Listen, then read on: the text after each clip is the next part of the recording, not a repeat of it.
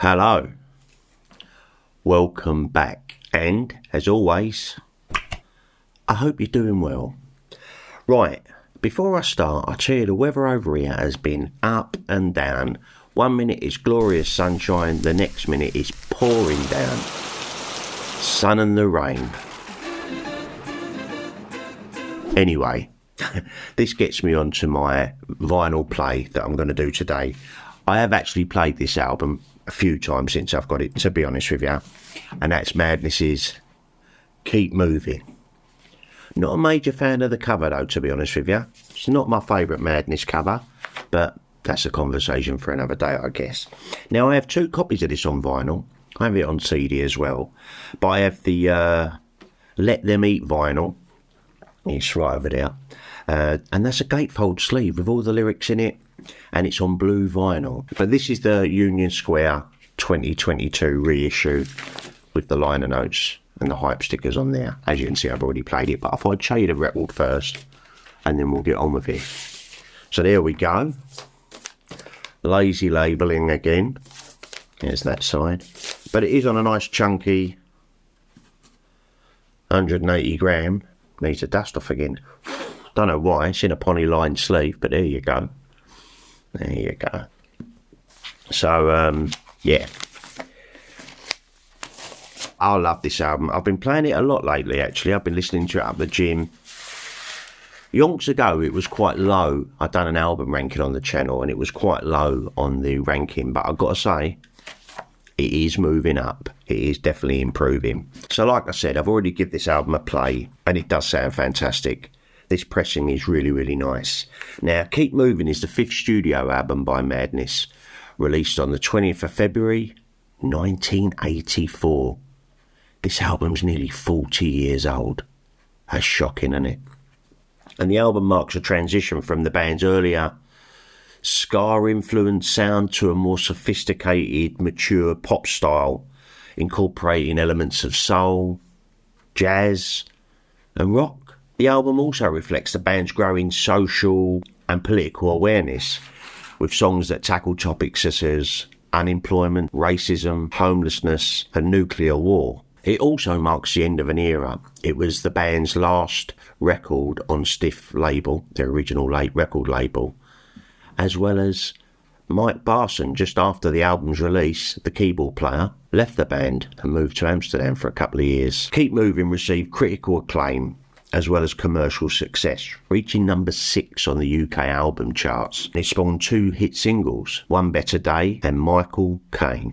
Incidentally, the American pressing, released on Geffen Records, also included 2 other UK single hits, Wings of a Dove and The Sun and the Rain, hence the intro. Shame they weren't on this, but they are on the expanded CD. So let's get on with the tracks. The first track on the album is Keep Moving. I love this, by the way, on the back. You've got all these, you've got Keep Moving, and then it's A, B or C. Is this London Transport, a Fat Lip or a recording contract? I love all this. The opening track was written by Chrissy Boy while they was on tour for the Rise and Fall album.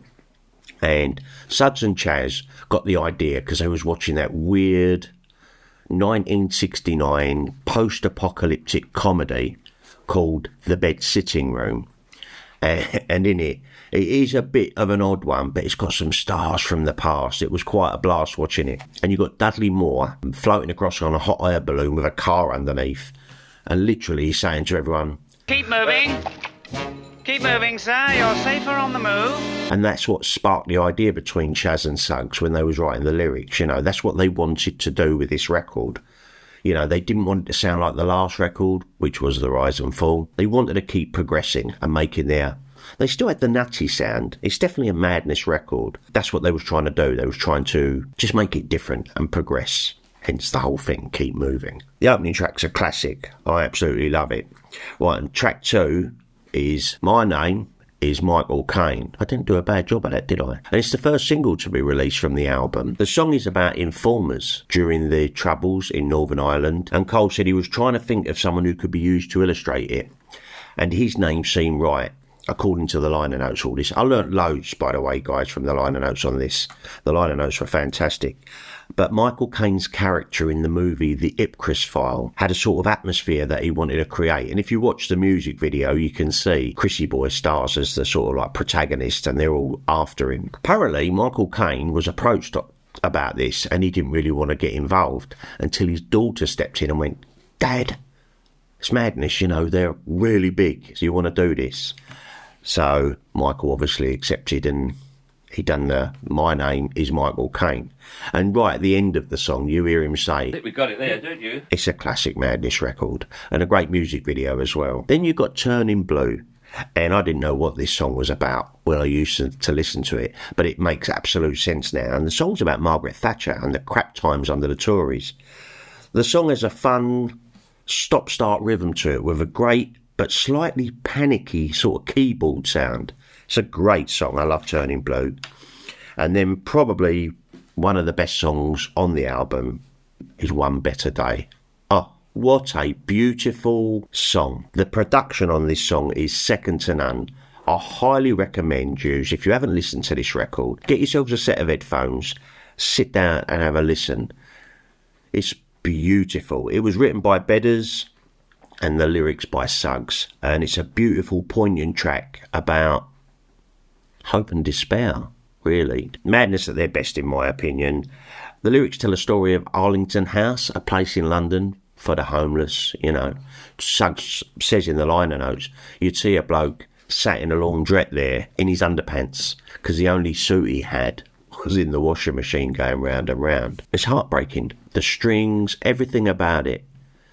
Like I said, it's a song about hope and despair. It's an absolute classic Madness record. And it was their last single on Stiff Records before Madness created their own label, Czar Jazz Records. Classic Madness. Then we go on to March of the Gherkins. I love the lyrics. Catch me, I'm falling into my past. It's such an upbeat track about growing up in the 70s in a place called Tamoland. Bombed out play area, the other side of the railway tracks. It has such a good feeling to the song. It really lifts you up. And it does remind me, because obviously I grew up in the 70s, I'm a child of the 60s, and it seemed, well, I mean, when I was a kid, we'd explore rubbish sites and derelict buildings and all sorts. It just seemed like we had space. Kids today just don't know. And am I sounding like my dad? A little bit. But they're just constantly on TikTok and on their phones and on YouTube. We was out climbing trees, going scrumping, learning about ourselves, I think. And closing side one is Waltz into Mischief. This is brilliant. This has kind of like a waltzy fairground swirl going on to it. And it's actually a song about Ronald Reagan and his American friends that were kind of dancing everyone and flirting with the idea of going towards nuclear war. I didn't know that. Liner notes. I love the chorus on this. It has kind of I'd love to see Madness do this live with a beer in my hand. It's got that.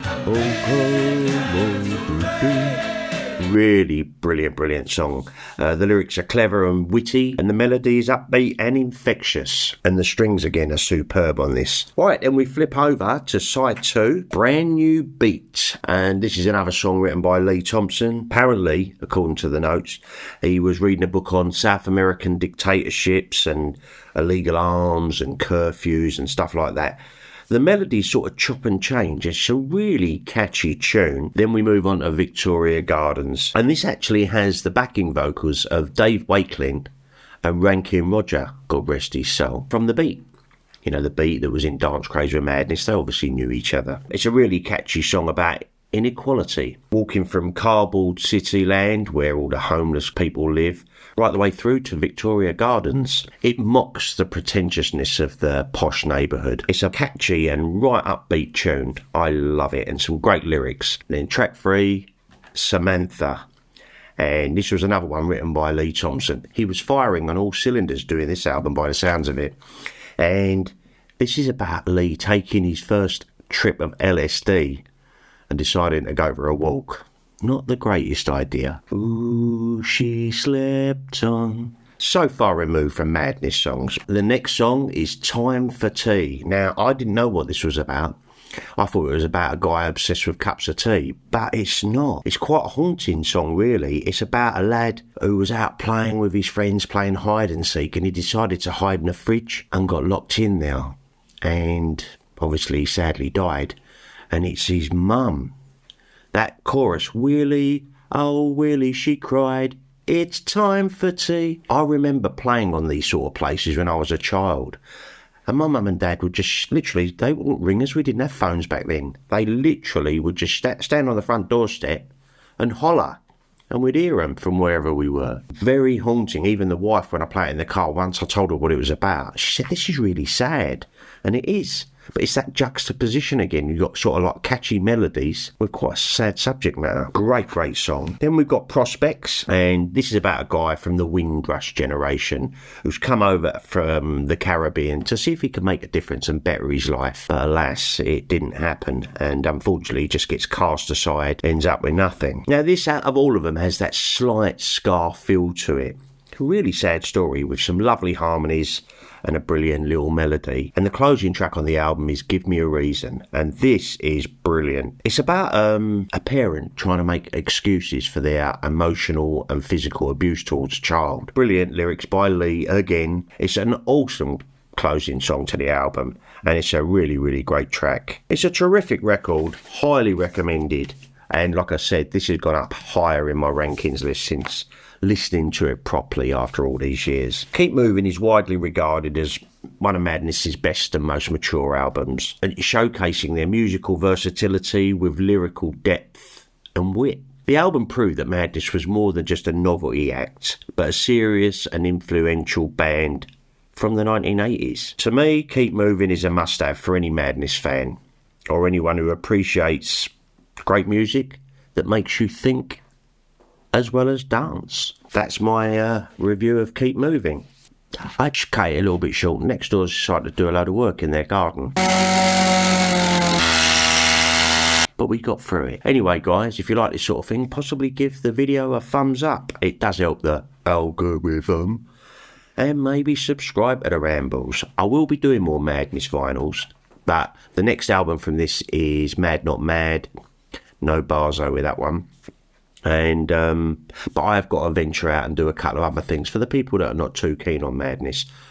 God knows why though. They're brilliant, very underestimated, and I'm hoping to get a chance to go and see them again this year. Fingers crossed. The O2's already sold out. With that guys, I'm going to love you and leave you. So whatever you're doing, have yourselves a great day. Have a listen to One Better Day on some headphones. You won't regret it. And I'll be back with another ramble real soon. Take care, guys.